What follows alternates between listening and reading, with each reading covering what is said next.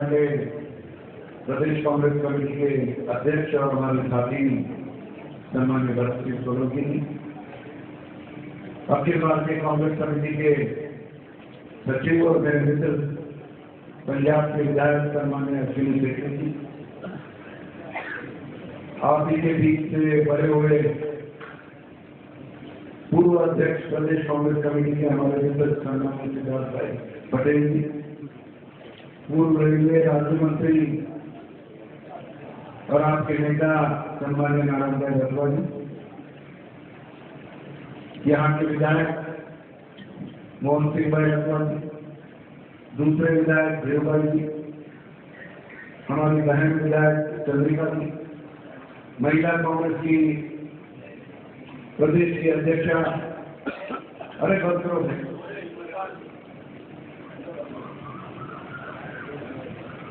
सोलंकी, मंच पर उपस्थित यूथ कांग्रेस एनएसयूआई देवादल जिला कांग्रेस कमेटी के प्रदेश कांग्रेस कमेटी के सभी पदाधिकारी भाई और बहन, सबसे पहले आज के दिन इतनी सुबह सुबह ये बहुत शानदार कार्यक्रम आयोजित किया गया, जिसमें भारी तादाद में आप सभी लोग समय निकालकर उपस्थित रहे और भारी संख्या में हमारी बहनें भी यहाँ पर दिखती है। मैं तहे दिल से आप सभी लोगों का शुक्रिया अदा करता हूँ।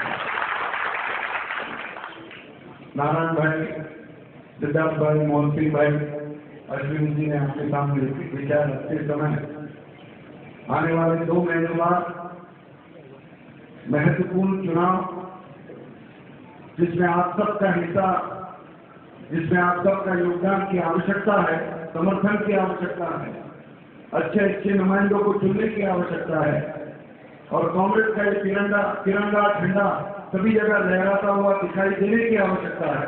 उस चुनाव का जिक्र हुआ, जिसकी वजह से हम लोग खास करके आप सबके बीच में हैं। गुजरात संपर्क यात्रा प्रदेश कांग्रेस कमेटी की तरफ से पिछले 10 दिनों से शुरू है और आज ये मैं समझता हूँ 16वां जिला है जिसमें हम लोग आए हैं। सक्रिय कार्यकर्ता, सक्रिय नेताओं के सम्मेलन में जहाँ विचार विनिमय आप सबके साथ हो, वार्तालाप आप सबके साथ हो, आपके गिने चुने नेताओं के साथ में वार्तालाप हो, विचार आपके सुने, जिला की परिस्थिति की जानकारी ले, तालुका की परिस्थिति की जानकारी ले, पिछले चुनाव में क्या हुआ, इस चुनाव में क्या आवश्यकता है, संगठन के जरिए, उम्मीदवार चुनने के जरिए, इन तमाम मुद्दों पर इससे पहले हुई बैठक में आपके नेताओं के विचार दिए गए और यही पैटर्न रहा पिछले 15 दिनों में और अगले मैं समझता हूँ 15-20 दिनों में सारे गुजरात के सभी जिलों में इस तरह के कार्यक्रम आयोजित किए जाएंगे। लेकिन मैं एक बात आपको बताना चाहता हूँ, मैं 21 जिले राजस्थान का भी प्रभारी होने के नाते कर आए, 15 जिले यहाँ के पूरे हुए। जगह जगह पर जो खोखले वायदे, झूठे आश्वासन देके पिछले साल भर पहले एक केंद्रीय सरकार बनी, जो गुजरात के पूर्व मंत्री अपना सपना पूरा करने में तो कामयाब रह गए, देश के प्रधानमंत्री तो बने, अच्छे दिन लाने के वायदे करके पूरे देश की जनता को धोखा देकर आज प्रधानमंत्री के पद पर बैठे हैं। अच्छे दिन भारतीय जनता पार्टी के जरूर आए, अच्छे दिन मोदी जी के जरूर आए, लेकिन अच्छे दिन लोगों को पूछा जाए तो लोग कहते हैं कि तमाम जो आश्वासन दिए थे उसका क्या। कोई एक मुद्दे पर अगर खड़े होते रहते मोदी जी तो हम लोग समझ सकते। 4.5 लाख करोड़ भ्रष्ट पैसा, काला धन देश के बाहर कांग्रेस के नेताओं के अकाउंट में मुझे मिला है, ऐसा प्रचार पूरे लोकसभा के चुनाव के दरमियान उन्होंने किया। कांग्रेस को भ्रष्ट दिखाने का प्रयास किया, यशस्वी है। कुछ दिन तक लोगों के मन में संभ्रम पैदा किया है, वो सारा पैसा मैं लाऊंगा और 15-15 लाख आप सबके अकाउंट में डालूंगा 100 दिनों के अंदर, ये आश्वासन के जरिए वोट लेकर, वोट चुराकर, वोट बटोरकर ये सत्ता बनाने में कामयाब है।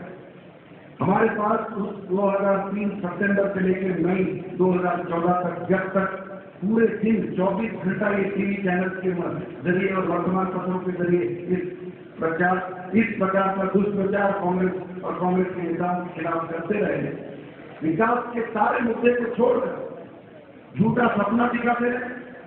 24 घंटे बिजली की बात आपके पास की, खेडूतों की सारी समस्याएं दूर करेंगे, सिर्फ मुझे 26 यहाँ के सांसद दे दो। 25 सांसद गुजरात से मांगे, 26 सांसद राजस्थान से मांगे, मिल गया। लेकिन आज 24 घंटा बिजली कहाँ मिल रही है? कांग्रेस का प्रशासन था कि 16-16 घंटे बिजली मिला करती थी गुजरात की जनता। बीज समय पर मिलता था, यूरिया समय पर मिलती थी, और एमएसपी के दाम, कॉटन का परिसर है, मूंगफली का परिसर है, 1450 रुपया कॉटन के लिए कांग्रेस सरकार ने दिया था। उससे ज्यादा मैं दाम दूंगा, कॉस्ट प्लस 50% दूंगा, ये कहकर दिल्ली जाकर प्रशासन में बैठने वाले मोदी जी आज टैशकेट में बैठे हैं। 8 दिन के दौरे पर फिर एक बार नहीं है। लेकिन खेडूतों की समस्या है, खेडूतों की आंसू पोंछने के लिए समय नहीं, न जिले में आने के लिए कोई समय मिला है, न राज्य में गुजरात, जिस राज्य ने इनको बड़ा बनाया, यहाँ तक आके खेडूतों के आंसू पोंछने के लिए इनको समय नहीं।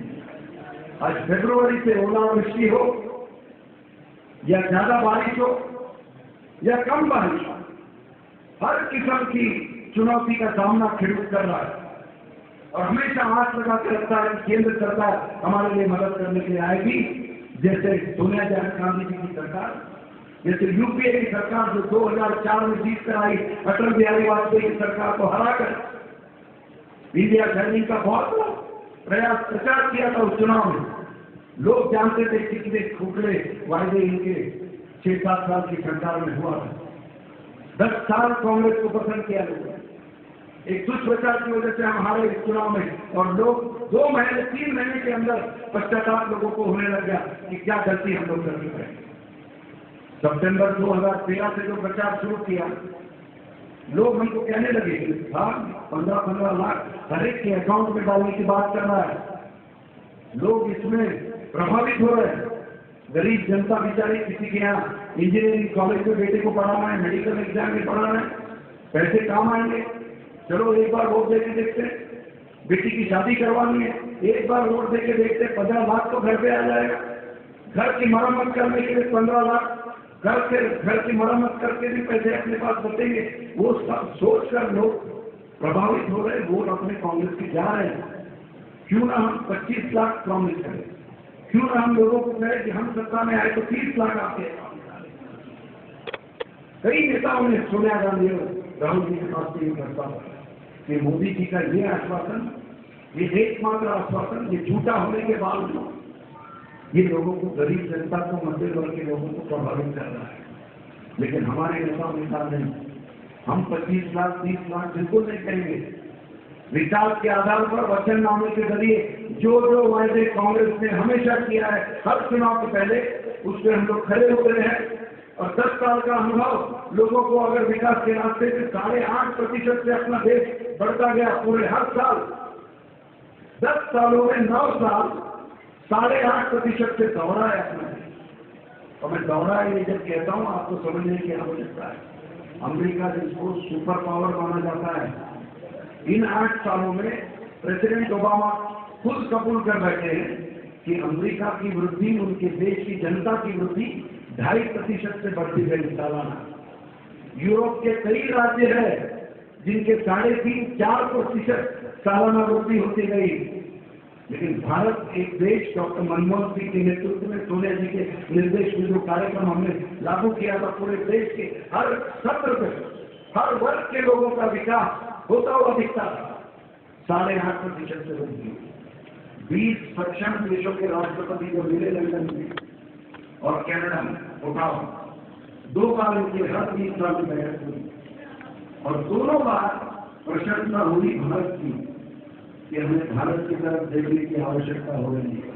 हमें डॉक्टर मनमोहन सिंह और सोनिया गांधी के जो कार्यक्रम आयोजित किए देश की जनता की भलाई के लिए, उसकी तरफ देखने की आवश्यकता है। हम 2.5% से ऊपर नहीं जा रहे, ये लोग 8.5% से कैसे ऊपर जा रहे हैं? पूरा विश्व मानने लगा था।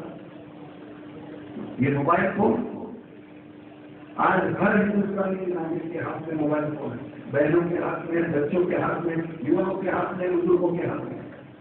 इनकी सरकार गई तो 4 करोड़ हिंदुस्तानी नागरिकों के हाथ में मोबाइल फोन। उस मंत्रालय का मंत्री मैं नहीं था। लक्ष्य हमने रखा था 2010 तक 2010 तक 75 करोड़ लोगों के हाथ में मोबाइल दिलवाएंगे 2012। और ये बहुत बड़ी बात है कि 2010 में 2 साल पहले 75 करोड़ हम लोग क्रॉस कर गए थे और सरकार हमारे जाने के वक्त 90 करोड़ हिंदुस्तानी नागरिकों के हाथ में, बहनों के हाथ में, आप सबके हाथ में मोबाइल का फोन इतने सस्ते दामों में देने के लिए हम लोगों ने कार्यक्रम रखा था कि भारतीय जनता पार्टी की अटल बिहारी वाजपेयी जी की सरकार जब थी, याद करो, बुजुर्ग है, महिलाएं हैं, बहनें हैं, 18 से 20 रुपया देना पड़ता था एक मिनट का, इनकी सत्ता जब थी ना 4 करोड़ लोग 18 से 20 रुपया का दाम देकर मिस कॉल करके अपना काम कर लेते, संदेश पहुंचाते, समझने वाले को इशारा काफी है, मिस कॉल से समझ जाते थे लोग कि बहन कहीं सुरक्षित पहुंच गई, मिस कॉल आ गया इसका मतलब सुरक्षित पहुंच गई, बच्चा स्कूल पहुंच गया, मिस कॉल आया मतलब सुरक्षित पहुंचा है। लेकिन आज हमारी सरकार ने उस 18-20 रुपया से लेके 18 पैसे 20 पैसे में कॉल हो रहा है। ये वृद्धि, ये विकास का लाभ भारत को मेगा SMS 1.5 रुपये में SMS जाता था उस वक्त। आज बैठे बैठे तमाम SMS सभी जगह पे आते, दिल्ली से आते, मुंबई से आते, जहाँ से मैं आता हूँ, गुजरात के आते, 15 जिले जहाँ से करके बढ़िया कार्यक्रम भरत सिंह जी ने आयोजित किया, प्रशंसा करके SMS आते 7-8 पैसे में आज लोग SMS भेजते। इतनी बढ़िया सुविधा आपकी जनता के लिए, भारत की देश की जनता के लिए, यूपीए की सरकार, सोनिया गांधी जी की सरकार, राहुल गांधी की सरकार, डॉक्टर मनमोहन सिंह की सरकार ने काम करके किया है। खेडूतों के सवाल पे हमने जब कहा कि प्रधानमंत्री को समय तक नहीं मिलता है, कोई पैकेज तक नहीं दिया है, जो पैकेज दिया है वो जग पर नमक छिड़कने की बात हुई। 70,000 करोड़ माफ कर दिया था सोनिया गांधी, 70,000 करोड़। जब देखा था कि परिणाम हुए, एक झटके में प्रधानमंत्री और वित्त मंत्री को बुलाकर कहा था कि 65% लोग अपने देश में खेडूत हैं, जिनकी वजह से अनाज हम सबको मिलता है, पूरे देश के लोगों को मिलता है, और जिसकी वजह से हिम्मत किया करे उन्होंने, कोई गरीब भूखा नहीं मरे, कोई गरीब भूखा नहीं सोए। खाद्य सुरक्षा बिल, 35 किलो अनाज 1 रुपया, 2 रुपया, 3 रुपया में देने का कार्यक्रम, पूरे ऐतिहासिक कार्यक्रम लागू किया पूरे देश। वो आप लोगों की मेहनत की वजह, 70,000 करोड़ माफ, इन्होंने खूब निंदा की चुनाव के दौरान। तभी हम लोगों को लगता था कि मनरेगा की निंदा कर, जो रोजगार देने का काम, इतना ऐतिहासिक कार्यक्रम राहुल गांधी की प्रेरणा से डॉक्टर मनमोहन सिंह ने स्वीकार कर लिया था कि युवाओं को हर गांव में जितने युवा काम करना चाहते हैं उनको 100 दिन कम से कम, आखिर में हम लोगों ने 150 दिन तक बढ़ा दिया, कम से कम 15 से 18,000 रुपया सालाना आपके घर आता था। उसके जरिए ये ऐतिहासिक कार्यक्रम शुरू करने वाला राहुल गांधी ने 8.5 करोड़ युवाओं को बेरोजगारी से मुक्त करके रोजगार देने का काम किया। घृणा सोनिया गांधी की तरफ, राहुल गांधी की तरफ, उनसे बदला चुकाने के लिए आप करोड़ों रोजगार बेरोजगार युवाओं को रास्ते में लगाकर कार्यक्रम बंद करवा के, फंड बंद करवा के, गांव की वृद्धि के लिए जो ग्राम पंचायतों को पैसा मिलना चाहिए, जगह जगह पर तकलीफ हो रही है कि कोई पैसा नहीं आ रहा है। तमाम कार्यक्रमों की जो सोशल कार्यक्रम कांग्रेस के सरकार के होते हुए शुरू किया था, उसके लिए कोई उनको समय नहीं मिलता, लोगों के लिए समय नहीं मिलता। प्रदेश जाने के लिए तो भरपूर समय मिला है मोदी जी को। पिछले 1 साल में हर 8वें दिन आपके प्रधानमंत्री, हमारे प्रधानमंत्री, देश के प्रधानमंत्री जो अपना सपना तो पूरा करने के लिए यशस्वी हो गए, उनको लगा चुनाव में जीतना है, एक वर्ल्ड टूर का एक टिकट मिल गया, हर 8वें दिन प्रदेश जा रहे। अब 8 दिन से बाहर, देश में इतने समस्याएं हैं, देश में इतने तमाम समस्याओं का किस तरह से सुलझा जा सकता है, इसके ऊपर समय आपको निकालने की बात हो। 56 इंच की छाती की बात बहुत प्रचार किया है कि मेरी 56 इंच की छाती देश को सुरक्षित रखेगा। ये कांग्रेस के होते हुए पाकिस्तान ये कर रहा है, चाइना ये कर रहा है। 10 गुना ज्यादा वार पाकिस्तान और चाइना ने पिछले 1 साल में किया। कहाँ गई आपकी 56 इंच की छाती? 65 इंच हुई हुई दिखती है। 10-10 लाख रुपया का सूट पहनता हुआ मोदी दिखता है। लेकिन गांव खेड़े में लोगों की बदतर हालत जो बरती हुई है वो मोदी जी को दिखता नहीं। 4.5 करोड़ में बिका सूरत के डायमंड एजेंट ने वही सूट 4.5 करोड़ रुपए में खरीदा है। आप समझ सकते हैं कितने पैसे की धांधली हो रही है इस देश में। क्यों? इतना पवित्र हो गया कि मोदी जी ने पहन लिया 10 लाख का सूट तो 4.5 करोड़ एक कोई डायमंड वाले को देना पसंद आ गया। अरे भैया, इस तरह से आप लोगों को मदद करने के लिए निकले तो वो 4.5 करोड़ खेडूतों को मदद करने के लिए कम से कम एक गांव में तो शुरू करो, तो हम समझ सकते हैं कि भाई आपकी नीयत बदली है और मोदी जी सुधर रहे हैं। भ्रष्टाचार मुक्त भारत करने की बड़ी बड़ी बात थी। एक अकाउंट मिला नहीं आज तक, एक कांग्रेसी नेता पकड़ा नहीं गया, क्योंकि ऐसा अकाउंट है ही नहीं। कांग्रेस ने कोई भ्रष्टाचार किया ही नहीं, इसीलिए आपको मिल नहीं रहा। मुझे याद है 89-90 में, आप सबको भी याद होगा, उस चुनाव में जब गद्दार निकले थे वीपी सिंह, इसी तरह से लोगों के सामने चिट्ठी निकल कि ये राजीव गांधी के परिवार का स्विस अकाउंट नंबर है। अब दूर बैठी हुई जनता क्या देख सकती है? उस जमाने में हमारे पास मोबाइल नंबर तो था नहीं, इसलिए तो हम समझते थे कि भाई मोबाइल नंबर दिखा रहा है। कौन सा नंबर दिखा रहा था पता नहीं। आज 30 साल हो गए, कोई अकाउंट मिला नहीं, क्योंकि ऐसा अकाउंट था ही नहीं। केवल राजीव गांधी को उस वक्त भ्रष्ट बताकर वोट लेने की कोशिश उन्होंने की और उसी आधार पर नरेंद्र मोदी ने भारतीय जनता पार्टी को नहीं। आज पहली बार अगर भ्रष्ट पैसा मिला है, पहली बार अगर काला धन इस देश में मालूम साबित हुआ है, तो इन्हीं के वसुंधरा राजे जो राजस्थान की मुख्यमंत्री है, उनके बेटे के काले धन के अकाउंट में 100 करोड़ से ज्यादा लागत ललित मोदी जो भगोड़ा भरा हुआ है, देश का पैसा चुराकर लंदन भाग गया, वो पैसा सबसे पैसा। आप सभी लोग जानते हैं इनकम टैक्स की अथॉरिटीज, एनफोर्समेंट डायरेक्टरेट किस तरह से काम करते हैं। किसी एक दूसरे को आपका फोन आया होगा किसी भगोड़े का या अंडरवर्ल्ड का, तुरंत पहुंच जाती है पुलिस कि आपका क्या संबंध है, आपको टेलीफोन कहते हैं। किसी से आपने 10,000 का चेक लिया होगा, पहुंच जाती है इनकम टैक्स कि ये भगोड़े के साथ आपके क्या संबंध है, 10,000 की एंट्री कैसे हो गई। गुजरात की जनता को मुझे एंट्री की बात समझाने की जरूरत नहीं है, सब समझते हैं। 10,000 की भी एंट्री हो, कोई चेक हो तो पूछा जाता है, पुलिस स्टेशन में बिठाया जाता है या हथकड़ी लगाकर लेके जाता है। 100 करोड़ की लागत धौलपुर का राजमहल एक 7 सितारा होटल बनाने में 100 करोड़ की लागत ललित मोदी, जिसको हिंदुस्तान की सारी एजेंसियां ढूंढते बैठी है, उनसे पैसे लेकर वसुंधरा राजे के बेटे ने 7 सितारा होटल बनाया है, जिसमें वसुंधरा राजे भी भागीदारी है। आज तक उनके खिलाफ कोई कार्रवाई नहीं। अरे मोदी जी, कम से कम सुधर जाइए। 1 साल हो गया, 100 दिन के अंदर नहीं, 1 साल के बाद तो काला धन मिला है। 10,000 करोड़ ढूंढने जाओ तो 10,000 करोड़ एक ललित मोदी और वसुंधरा को अगर पुलिस पकड़े तो ये पैसा निकल सकता है और देश की जनता को मिल सकता है।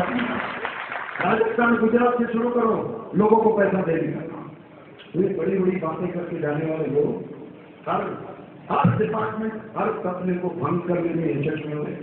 आज जगह जगह पर इतनी भारी मात्रा में हमारी बहनें अगर सुबह सुबह सब कुछ छोड़कर, काम छोड़कर यहाँ पर उपस्थित रह रहे हैं, हर जगह पे देखने मिलता है। गुजरात हो, राजस्थान हो, परेशान है। हम 1 साल भर खुद साधे हुए कि लोकतंत्र में जीते हुए वो लोग हम लोग हारे हुए। तुरंत कुछ बोलना ठीक नहीं, अच्छा काम करते हुए तो हम प्रशंसा भी करते हैं, लेकिन एक भी ऐसा काम नहीं जिसकी वजह से प्रशंसा हो सकती है। उस ललित मोदी को हर महीने मन की बात रेडियो के द्वारा करने की बहुत आदत लग गई है, लेकिन डेली दिल की बात जो दिल्ली में करते बैठे हुए उसके बारे में भी जानकारी आपको पढ़ने की आवश्यकता। मैं तुलसी तेरे आंगन की, आप सब लोग जानते हो कितना प्रभावी धारावाहिक था, महिलाएं हंस रही है, महिलाओं को बहुत पसंद था, मोदी जी को भी बहुत पसंद है। देखते बैठे, शायद टैशकेंड में भी रात को मैं तुलसी तेरे आंगन की को देखते बैठे। राष्ट्रीय चर्चा कन्वेंशन हुआ इनका बैंगलोर में, ये गोवा में थी, तालियां किसी वजह से बजाया, ये गोवा में थी, इनको बुलाया नहीं था वहां पर। पता है जवाब इन्होंने क्या दिया था? पत्रकारों ने इनको पूछा, आप राष्ट्रीय स्तर की कन्वेंशन में आपको कैसे छुपा?